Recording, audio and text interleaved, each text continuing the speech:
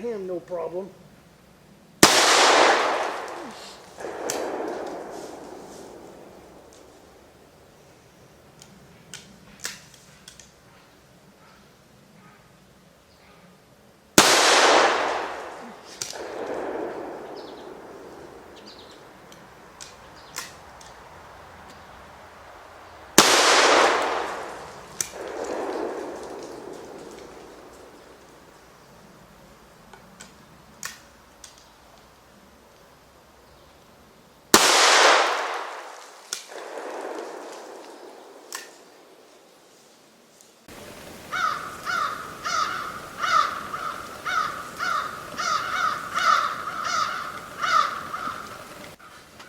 Good morning.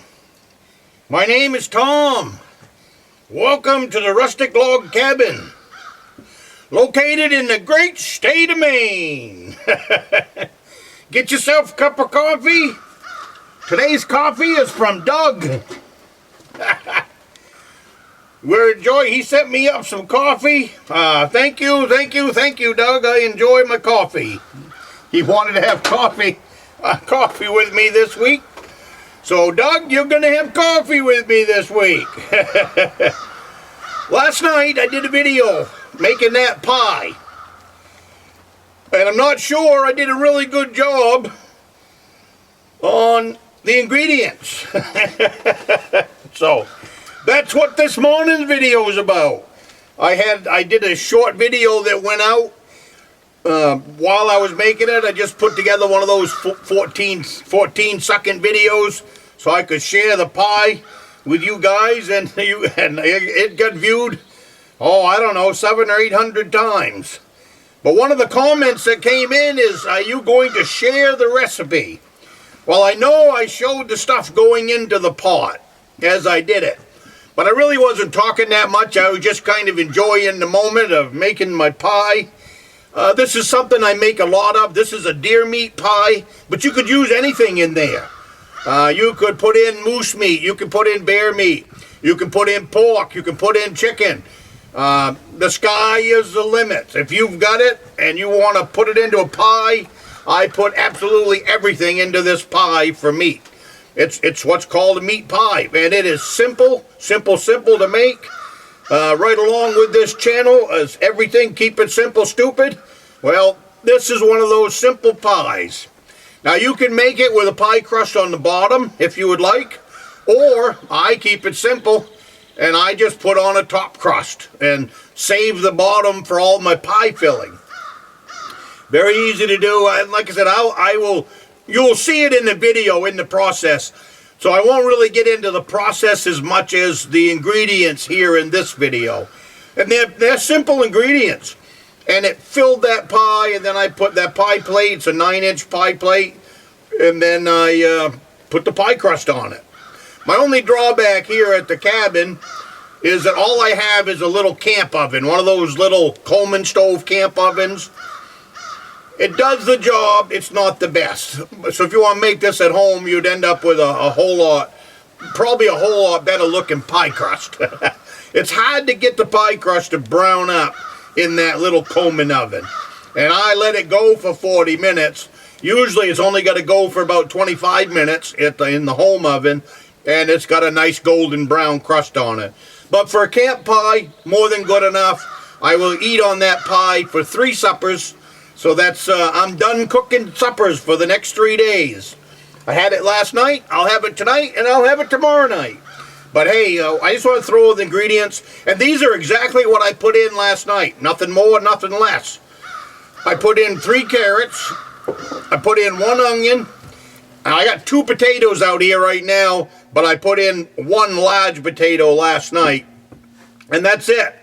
I diced up the carrots. You want to dice them up fairly thin because it doesn't take long to cook a potato. So if you've got the carrot chunks too big, they will take a lot longer than the potato chunks. So cut this up fairly thin, like in the 1/8 inch area with your hunting knife. And then just chunk these up like you would for home fries in the morning. And the same thing with the onion, just chunk that up. You can put it into a cast iron frying pan. Now I used a little deep cast iron pan last night, but any cast iron pot would work. Yeah, it doesn't even have to be cast iron. That's just what I cook with. So anyways, the 3 carrots went in, the potatoes went in, the onions went in, and then I covered everything with water. You want lots of water because it's going to cook off. So whatever you've got in the pot for food, just level off the top with water and bring it up to a boil. And then just let it simmer. Let it simmer, boil until everything in there is, and the same thing with the meat. I don't have the meat out here. Now I took what I call slow cooking meat last night. It's always the tough cut that's on a deer. I'm pretty sure that this was the down along the side of the legs. I'm going by the texture of the meat. I can't. It was a tough cut anyways, because that's the way that I label my packages. Whatever they say slow cook, they mean in a Dutch oven, simmering on the wood stove for most of the day. So you cut all that down into bite-sized pieces, like stew meat, bite-sized pieces, and throw it all in the pot, and then just let it go.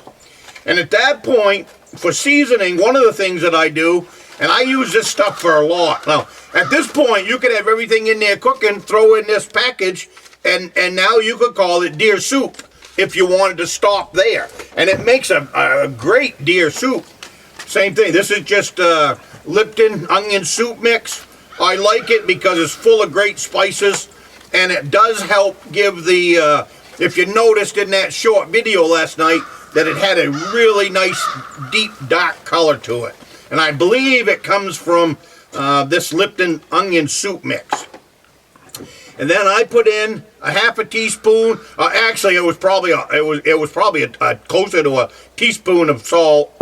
And the same thing here, a teaspoon of black pepper. Always, always, always. And then I put in about 4 tablespoons of Worcestershire sauce. And that's it. That's all that goes in that pot at that point. And just let it cook. The water will evaporate off. The water will boil down. You might have to add some more in. So when you're all said and done, you've got some water in that pot. And once all the carrots are soft and the potatoes are soft and everything is soft and good to go, and you might want to let it go a little longer. Make sure your meat's soft. Take one out. Try it. Test it. Make sure it's not too tough. Like I said, you can use anything. Now, if you're going to go to pork or chicken, you might want to change up some of these ingredients. But this is the stuff I put in, like for deer meat, moose meat, bear meat, beef. This is the recipe for that. If I was cooking chicken, then I would probably lean towards some other ingredients. I have some other chicken spices that I would throw in for that. But you basically can throw in any spice that tickles your fancy. And when everything is all cooked and ready to go, sprinkle in, this is cornstarch. And that's how I ended up with a thick broth for the pie. You don't want to throw soup in there and then throw your pie crust on there. It would never work. So when you throw in this cornstarch, and sprinkle in a couple of good tablespoons at first. Sprinkle it across the top, and then stir it in. Stir it in good. You can also, I think you can also stir this into a little bit of water. I think that's another way of doing it, warm water. I don't, it doesn't clump up on me. I just sprinkle a light layer over the top. I stir it in. I'll stir in a couple of tablespoons, and then you have your burner down on low. And what's going to happen is, as this stuff cooks and starts to thicken, it's just like cooking oatmeal. You're going to see it's going to start to pop. You're going to see it thickening up as you cook it. The longer you cook it with that cornstarch, the thicker it'll get. If it's still not quite thick enough at this point, stir in another tablespoon. And the same thing there, just let it cook. If you get it too thick, don't worry about it. Throw in a little water. So you really can't mess up. And let that simmer until everything is nice and thick in there. And then at that point, you can put it in your 9-inch pie plate.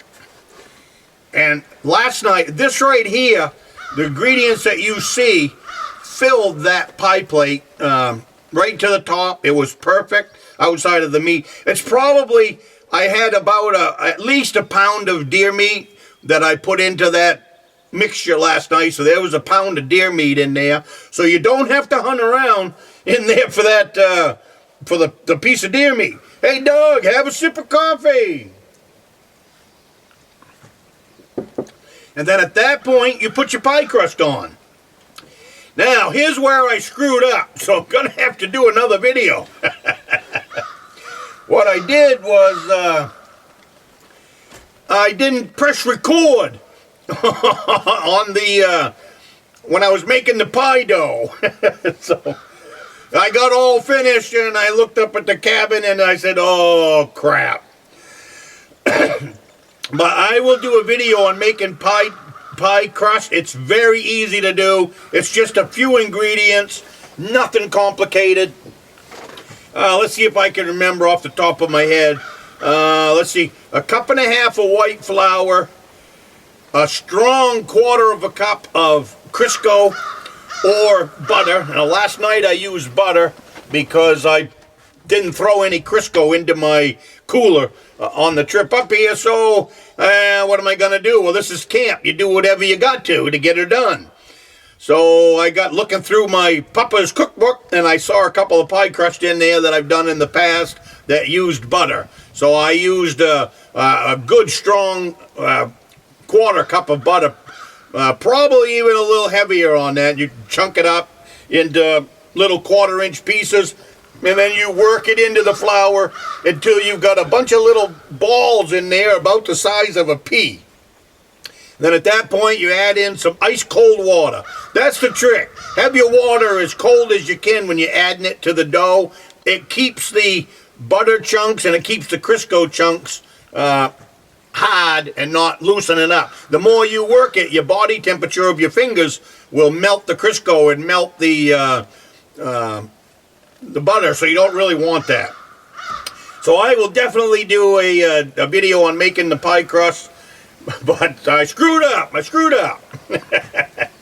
But anyways, the pie came out great. I had a great supper with it, a couple slices of bread, and there's nothing like eating a good deer. I make these pies all the time.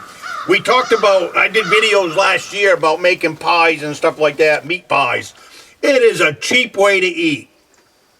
I don't know how much that pie cost me, but whatever 3 carrots cost and 1 potato and an onion and a package of deer meat, I'm going to eat for 3 days. So that's a pretty cheap meal for an old woodsman. Well, I don't know, I like to call that the East Grand Woodsman pie. So Doug, have one last cup of coffee. The rest of you get your coffee, have one last sip. Every once in a while I forget to push record, and that's just the way it goes. So, see you next time.